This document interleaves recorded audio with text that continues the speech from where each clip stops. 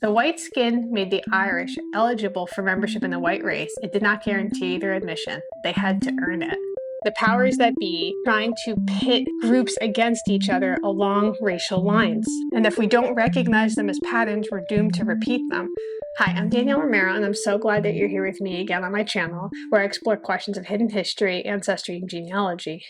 Today, I want to talk about the experience of Irish immigrants coming to America and how they went from being classified as barbarians to being white. My great-grandfather, John Donnelly, was the son of an Irish immigrant who was born in Belfast, Ireland, who came over to New York City in 1881. My great-grandfather, John Donnelly, a plane engineer, was sent to Monroe, Louisiana. While he was there working, he met my great-grandmother, Lola, and they got married. My Irish great-grandfather was a little bit of a renegade for his time. His own family rejected Lola for not being white. He married her anyway. The story of how the Irish became white in America is bittersweet. My research is not to create victims or to create the us versus them. I love America. But if we want a better nation tomorrow, we need to understand why we have the kind of mindsets that we have today around race. I think America is extremely divided on race. It's to highlight the mercurial nature of racial politics here in America. Let's go to Ireland and understand why the Irish were leaving in droves for the new country. Two groups of Irish. There was the Scots Irish, from my understanding, and then there was the Southern Irish, who were not Protestant and they were Catholic. They were not allowed to hold commission in the army. They couldn't own a horse that was worth more than 5 pounds. They weren't allowed to study law or medicine, and they couldn't speak or write in Gaelic or play Irish music. The destructive consequences of the systematic oppression, as the Irish were losing their civil rights, their political agency, and economic opportunities through discriminatory laws, set the stage for their arrival in the United States. It's crucial to note that the British government, though, aimed to suppress the Irish people and their religion by creating this subordinate social class within their own country. The Great Hunger, also known as the Irish Potato Famine, was a period of extreme starvation in Ireland beginning in 1845. It was caused by a pathogen that kind of rendered the potato crop just completely inedible. The Irish were extremely dependent on potatoes. Actually, I read one source, I think from the Library of Congress, that said the average Irish peasant at that time was consuming between 11 and 14 pounds of potatoes a day. The British government, which ruled over Ireland at this time, neglected the crisis. They were exporting food out to England, and they were enforcing a real laissez-faire capitalism, and they were prohibiting government aid to Ireland. The head of the administration for famine relief during the Great Irish Famine was a man named Charles Trevelyan. His whole job was to administer relief during the famine. Well, here's how he viewed the famine. Quote, "The judgment of God sent the calamity to teach the Irish a lesson. That calamity must not be too much mitigated. The real evil with which we have to contend is not the physical evil of the famine, but the moral evil of the selfish, perverse, turbulent character of the Irish people." Ireland's population was nearly halved between the 1 million that died during the famine and the 2 million who fled the country for opportunity. Many of those refugees headed to the United States. They boarded cargo ships with little to no resources, and they were living in dark, cramped quarters, no clean water, not enough food. Disease and death were obviously rampant above what some called coffin ships. And nearly a quarter of the 85,000 passengers who left Ireland in 1847 for North America never reached their destination. In the late 18th and 19th centuries, while Britain was colonizing Ireland, the new American Republic itself was struggling to establish herself as a secure, self-sufficient nation. In 1798, the U.S. Congress passed the Alien Acts, which reflected the anti-immigrant and anti-Catholic sentiments that were just so prevalent at this time. Who counted as white? African Americans were viewed as unable to be autonomous or vote responsibly in this republic. And the same kind of beliefs were also applied to European immigrants who were coming over, albeit with some differences. The characterization of European immigrants was focused primarily on character, imparted by nationality and religion, whereas for African Americans, they believed that these undesirable characteristics were innate and immutable. According to this belief, a European immigrant with poor character or the wrong religion, like a Catholic, could be possibly molded to become an American, whereas the African American could not. A Cambridge historian named Charles Kingsley wrote a letter to his wife while he was in Ireland in 1860.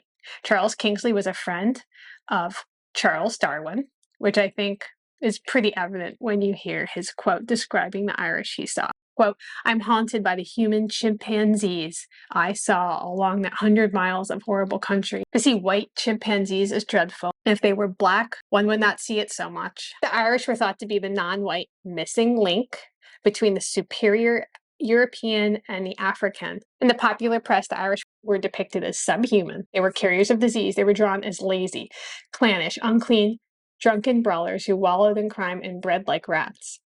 Most disturbingly, the Irish were Roman Catholic, and they were coming to an overwhelmingly Protestant nation, and their devotion to the Pope made their allegiance to the United States suspect. Many Irish immigrants found themselves at the bottom of the occupational ladder, taking on very dangerous and menial jobs that other workers avoided. In fact, there was a saying that I saw in the Library of Congress. It said that an Irishman was buried under every tie during the dangerous constructions of the railroads. The Irish were also brought to New Orleans in large numbers to build ship canals. New Orleans was really unique because it drew heavy from Irish immigration because of the peculiarities of the cotton trade. So all the cotton states that were using enslaved labor lining the Mississippi, all of that cotton was sent downriver to New Orleans, where it would be loaded onto these sailing ships, and then it would be sent up to New England's textile mills.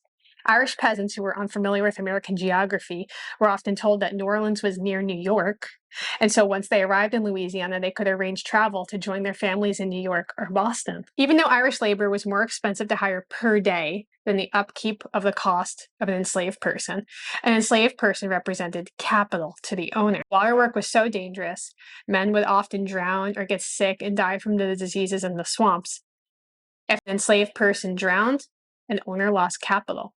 If an Irish laborer died, on the other hand, the saying was, they could be replaced easily. This competition really heightened these class tensions, and the Irish were often antagonized by groups such as the American Protective Association and the Ku Klux Klan, who were adamantly against everything Catholic. Tensions between Protestants and Catholics found their way into these United States cities, and the verbal attacks often led, as it always does, to mob violence. During the Bible riots of 1844 in Philadelphia, mobs set fire to churches and immigrant homes, killing 13 people. Anti-immigrant and anti-Catholic sentiments in the 1840s produced groups such as the Nativist American Party, which fought foreign influences and promoted traditional American values and ideals. American Party members earned the name the Know-Nothings because their standard reply to questions about their procedures and activities was, "I know nothing about it." Now, in the early 19th century, the Irish immigrants encountered African American slaves here in America. Now, Ireland, the country, was staunchly abolitionist. They were against slavery, but Irish immigrants to America were almost universally anti-abolitionist, and they supported the pro-slavery Democratic Party. Many Irish saw Abraham Lincoln for all his generous words about immigrants as a frontman for the know-nothing bigotry. This stark contrast caused tension between Irish kin groups in America and those who were still in Ireland back home, highlighting this commodification of American whiteness. Daniel O'Connell, who was a prominent Irish figure who fought against British colonial oppression in Ireland, condemned the Irish-American support of slavery, but he was met with rejection. The issue of slavery was so divisive that it caused hostility among a people who were once united in their desire for Irish independence from Britain. I think the powder keg moment is the Conscription Act of 1863. And it just exacerbated these tense relationships because this act made white men between the ages of 20 and 45 years old eligible for draft by the Union Army. But African American men were not drafted or otherwise forced to fight. White men with money could bribe doctors for medical exemptions, legally hire a substitute, or get out of it some other way. But those who were less affluent couldn't afford to pay for deferments. And the inequities of the draft eligibility between the African Americans, the moneyed whites, and the working class whites, many who were Irish American, increased racial tensions. In July of that year, a mob protesting the draft formed in New York, and the riots that followed destroyed entire blocks of businesses and homes. Now, several cities suffered draft riots as well, but New York City experienced the largest incident. More than 100 people were murdered by the angry mob, which was burning down the draft office, killing police officers and well-dressed whites, and killing African-American bystanders. African-American residents beaten or lynched. The riot involved white workers, many including Irish Americans. The riots continued for 2 more days, but Union soldiers and regiments eventually brought an end to the violence. And I'd have to check, but I think President Lincoln actually had to call troops from Gettysburg to come suppress these riots. In a pamphlet that was published after President Lincoln's election, the authors made some truly reprehensible claims of the Irish, labeling them as, quote, inferior to other white Americans, and even if they were, quote, more brutal than African Americans. In 1864, this pamphlet, the Miscegenation Manifesto, was called The Theory of the Blending of Races, was published, which it claimed that interracial marriages would and should occur between African Americans and Irish Americans. The manifesto was a hoax cooked up by 2 Democratic journalists who were seeking to discredit the Republican President Abraham Lincoln as a, quote, race mixer. The hoaxers, one of them who was born in Ireland and was a member of a Protestant religious sect, made a special play on the race marginalization of the Irish. They hoped to mobilize the Irish vote against Lincoln by exploiting this deep-seated fear the Irish had of losing their place in America's racial hierarchy. Pamphlet attempted to use language of social science to justify these claims in an attempt to impugn the Irish, even talking about the skull of the Irish and compared to other European groups. Now, the Irish have been repeatedly denounced during the Civil War era as inferior to other white Americans, and the pamphlet had flatly said, quote, the Irishman was, quote, originally of a colored race, a more brutal race and lower in civilization than the Negro, unquote. It's important to note that this pamphlet was not an isolated incident, but just a larger pattern of the powers that be trying to pit groups against each other along racial lines. It's worth remembering, too, that many states had laws in place up until the 20th century that banned interracial marriages. I've actually never found a legal marriage license for my great-grandfather, John Donnelly, and my great-grandmother, Lola Perot. The No Irish Need Apply signs and advertisements and songs provide evidence of the discrimination and prejudice faced by the Irish in America. The Chicago Tribune published this piece in 1855, quote, who does not know that the most depraved, debased, worthless, and irredeemable drunkards and sots which curse the community are the Irish Catholics, unquote. The historical context prompts the question, how did the Irish, once viewed as non-white, become white in the United States? This is not to create a new group of victims and say, look how bad America treated the Irish, look how bad America treated all of these different groups, but to take a step back and be like, are we repeating this over and over again? Are we falling into this racial ploy of seeing each other in these binary groups? Well, some historians say that the Irish leveraged their political power, assimilated into American society, particularly using civil service jobs. For instance, at the outset of the first wave of Irish immigration in 1840, there were very few Irish police officers in New York City. However, by the end of that year, Irish officers constituted over a quarter of the police force. And by the end of the century, over half of the city's police officers and more than 75% of the firefighters were Irish. Additionally, prosecutors, judges, prison guards, and other civil service jobs.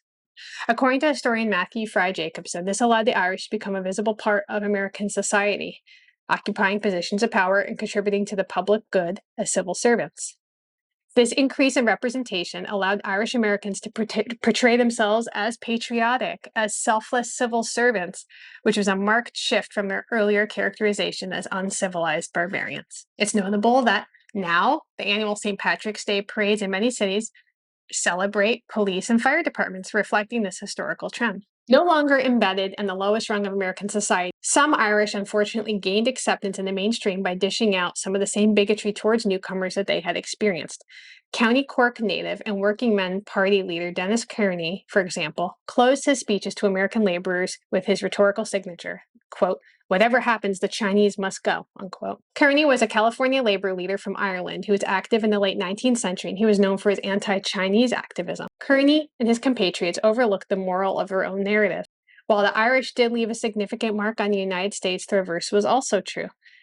The anxieties of the nativists did not materialize, and instead the influx of the Irish immigrants and their descendants has bolstered the country. We're better for it.